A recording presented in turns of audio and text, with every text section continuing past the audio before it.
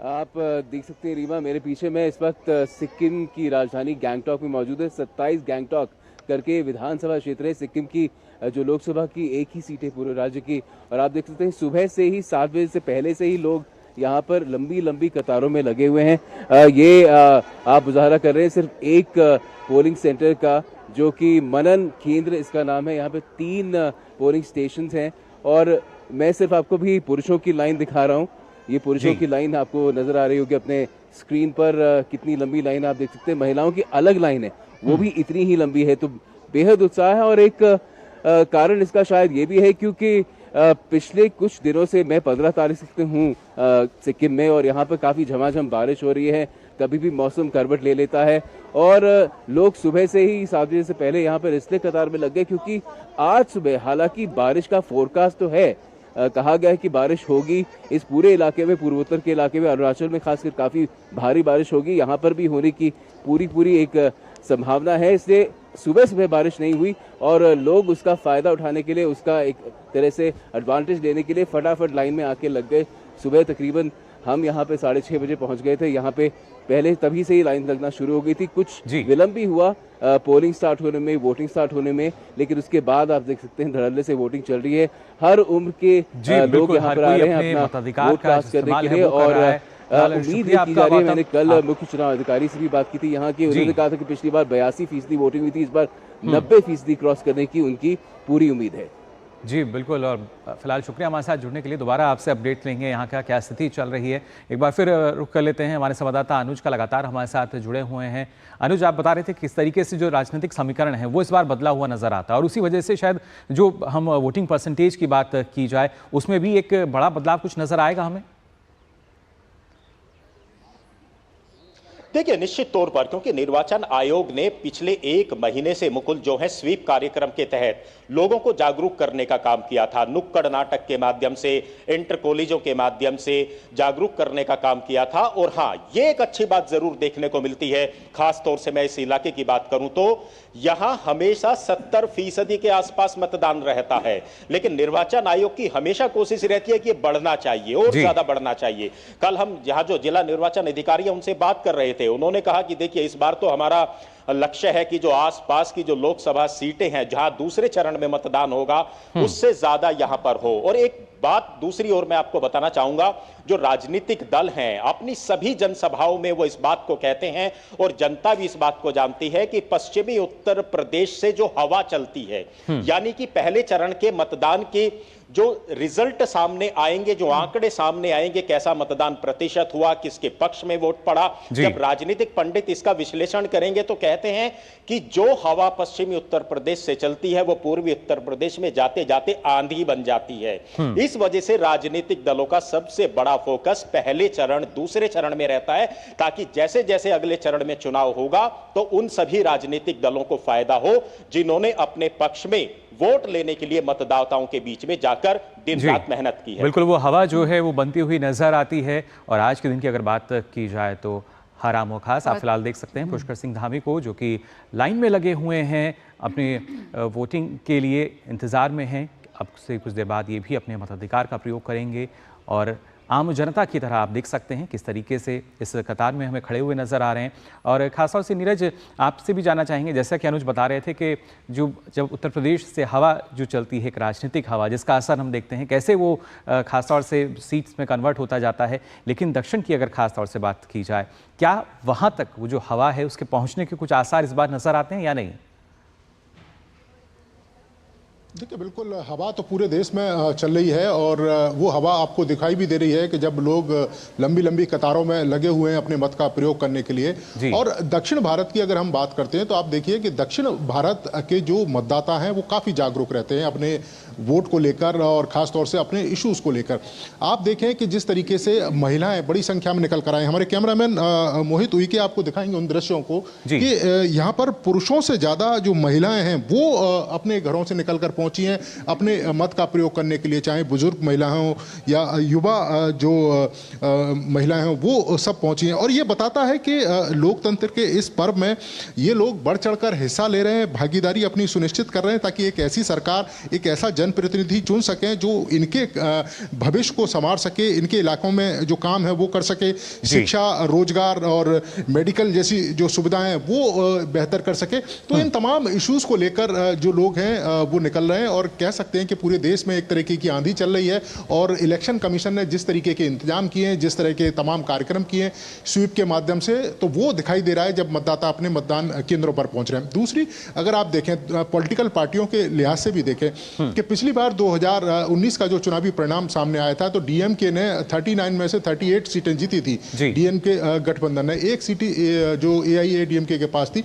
इस बार आप देखें कि भारतीय जनता पार्टी चुनावी मैदान में एक अलग रणनीति के तहत जो उत्तर प्रदेश में उन्होंने फार्मूला अपनाया था कि छोटे छोटे दलों को अपने साथ में लेकर, और खासतौर से ये छोटे छोटे वो दल हैं जो सीमित जो सीटों पर इनकी जो संख्या है, जो इनके जो फॉलोअर हैं उनकी संख्या या जाति के आधार पर या कहें कि फॉलोइंग के आधार पर एक बड़ी संख्या है। तो उस लिहाज से अगर जिस तरीके की कैंपेन यहाँ पर हुई है, अगर भारतीय जनता पार्टी कहती है कि डबल डिजिट में वो यहाँ पर लाएगी तो एक बड़ा बदलाव दक्षिण भारत में कह सकते हैं कि राजनीति में देखने को मिल सकता है। लेकिन दोनों ही दल या कह सकते हैं कि तमाम राजनीतिक दल आश्वस्त हैं कि ज्यादा से ज्यादा सीट उन्हीं की आएंगी। अब देखना है कि 4 तारीख को किस तरह के परिणाम आते हैं, लेकिन हाँ, जो भी परिणाम आए लोकतंत्र के इस पर्व में जीत जनता की होगी।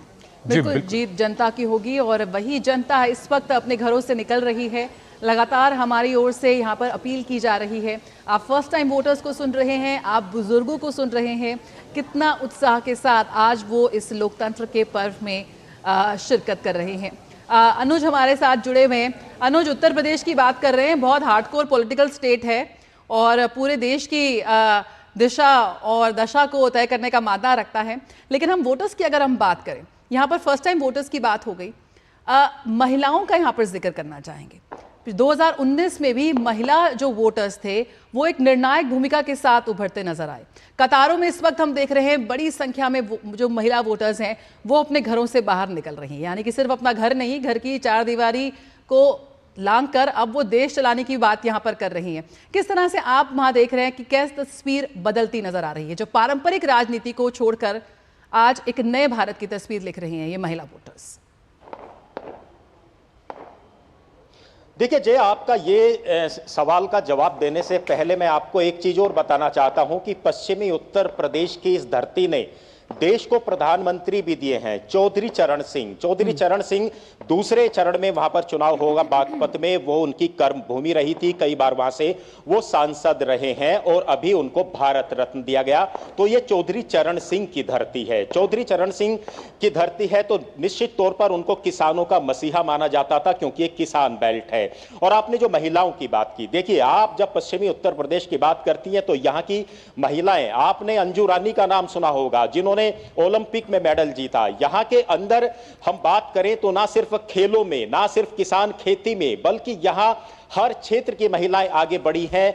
यहां की जो महिलाएं हैं वो अंतरराष्ट्रीय स्तर तक वो यहां पर जो है खेली हैं। और सबसे बड़ी बात यह है कि 80 उम्मीदवार, जो आज 8 लोकसभा क्षेत्र हैं उसमें 80 उम्मीदवार चुनाव मैदान में हैं, जिनमें से 7 महिला हैं। 7 महिला है तो इस बात से आप अंदाजा लगा सकते हैं कि राजनीतिक रूप से भी यहां की महिलाएं कितनी जागरूक और कितनी मजबूत यहां पर रही हैं।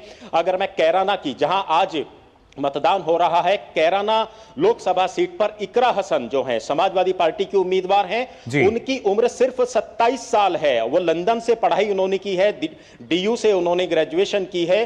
तो किस तरीके से महिलाओं की भूमिका लगातार बढ़ रही है राजनीति में, और उसका सबसे बड़ा कारण अब यह भी है कि जिस तरीके से महिलाओं को नए नए अवसर दिए गए हैं आगे बढ़ने के लिए। बिल्कुल, जो महिलाएं हैं किसी भी क्षेत्र में वो पीछे नहीं है। अपने घरों से वोट देने के लिए भी इसलिए निकल रही हैं क्योंकि महिलाएं चाहती हैं कि महिलाएं जो उम्मीदवार खड़ी हैं वो भी आगे बढ़ें। जी बिल्कुल, और सही, और खासतौर से एक बार फिर यहाँ रुक करेंगे रमा का। उधमपुर की सीट की अगर खासतौर से बात की जाए, रमा आपने पूरा कवर भी किया है कि किस तरीके से जो जनता का मिजाज वहाँ बना हुआ है। यहाँ हम बात कर रहे थे उत्तर प्रदेश में जो महिलाओं को लेकर किस तरीके से एक जो उनको हम कह रहे हैं सशक्त किया जा रहा है। उधमपुर सीट की अगर बात की जाए, वहाँ पे किस तरह का आपने स्थिति महसूस की है, जो महिलाएं हैं वो कितनी जागरूक हैं, और खासतौर से जब उनके अधिकारों को लेकर हम बात करते हैं, क्योंकि मतदान का अवसर एक ऐसा है जहाँ पे हर कोई ये सुनिश्चित करना चाहता है कि हम जो ये अधिकार है इसके जरिए हम देश को मजबूत बना रहे हैं।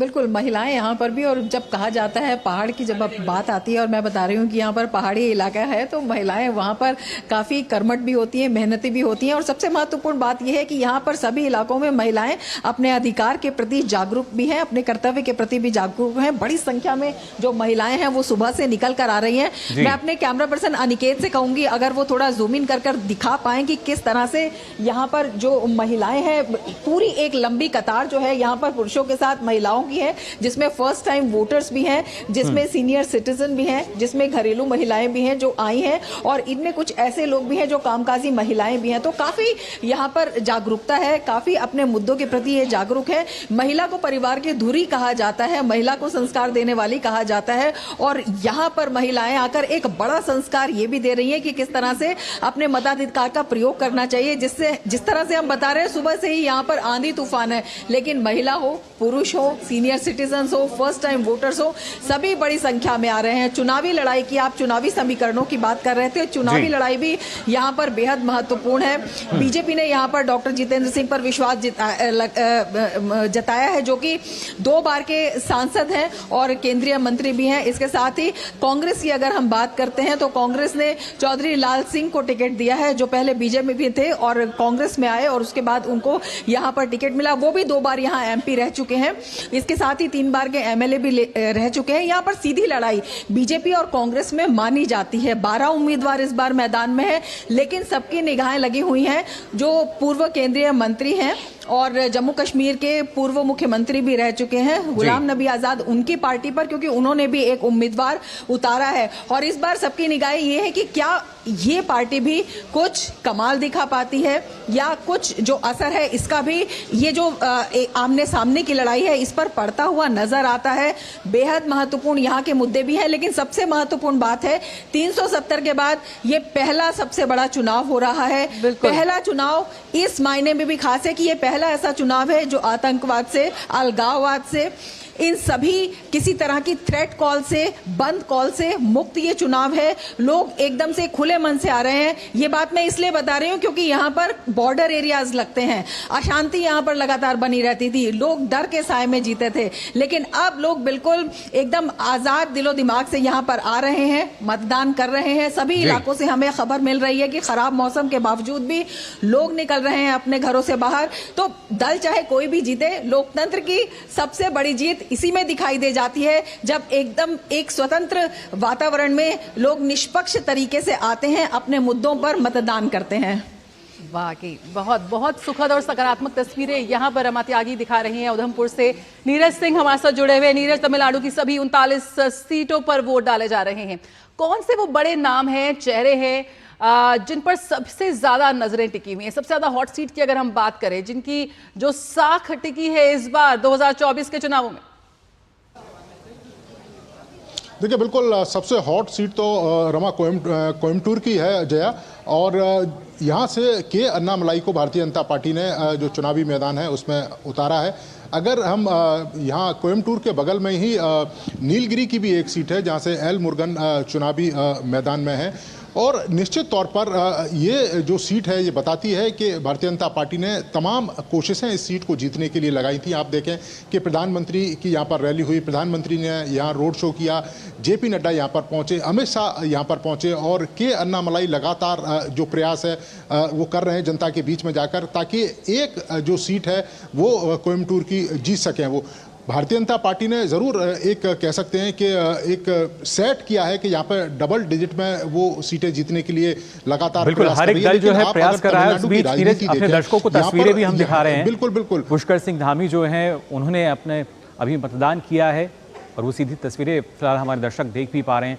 और हर आम खास जो है देखिए किस तरीके से अपनी जिम्मेदारी का निर्वाह कर रहा है। नीरज, आप बता रहे थे कि किस तरीके से जो खासतौर से जो छोटे दल हैं वहाँ पर नवरत्न फॉर्मूला जो बीजेपी ने अपनाया है, सीट को लेकर जो परिणाम है तब स्थिति सामने होगी, लेकिन जो जितने भी जानकार हैं उनका मानना यही है कि जो बीजेपी और एनडीए के जितने तमाम दल हैं, कहीं ना कहीं वोटिंग परसेंटेज जो है वो ज़रूर इनका बढ़ेगा। देखिए बिल्कुल वोटिंग परसेंटेज बढ़ेगा और कुछ एक सीटें जीत भी सकते हैं, क्योंकि यही फार्मूला करीब करीब उत्तर प्रदेश में भी लागू हुआ था। और आप देखें कि छोटी छोटी दलों को साथ में लेकर जिस तरीके से उत्तर प्रदेश के चुनावी परिणाम निकलकर सामने आए थे, उसी फार्मूले का प्रयोग है वो तमिलनाडु के अंदर किया है। आप देखें कि तमिलनाडु की राजनीति हमेशा से ही क्षेत्रीय राजनीति रही है और दो ध्रुवीय रही है, या तो डीएमके के पास सत्ता रहती थी या एआईएडीएमके के पास रहती थी। कोई भी राष्ट्रीय दल यहाँ पर उतना प्रभावी नहीं था। धीरज, संजीव बालियान का फिलहाल तस्वीरें जो हैं वो हम दिखा रहे हैं।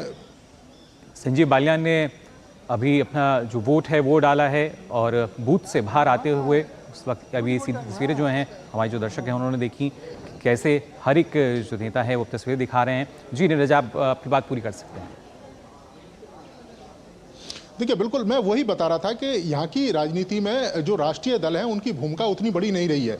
यही कारण है कि भारतीय जनता पार्टी पिछली बार देखें तो एआईएडीएमके के साथ थी, लेकिन इस बार भारतीय जनता पार्टी ने एक नई रणनीति अपनाई जो उत्तर प्रदेश में फार्मूला था, छोटे छोटे दलों को साथ में लेकर। आप देखें कि अम्बुमणि रामदास को साथ में लिया, पीएम के पार्टी के साथ 10 सीटें भारतीय जनता पार्टी ने शेयर की। इसके अलावा जो छोटे छोटे दल हैं उनको भी एक एक दो सीटें दी, ताकि एक मैसेज जाया जा सके तमिलनाडु की राजनीति में कि जो सीटें हैं अगर उन संख्या बढ़ती है, 1, 2, 4 सीटें अगर भारतीय जनता पार्टी यहाँ से जीतती है तो एक बड़ा मैसेज जाएगा। क्योंकि तमिलनाडु की राजनीति में आप देखें कि जो राष्ट्रीय दल है उनकी उतनी बड़ी भूमिका नहीं रही है।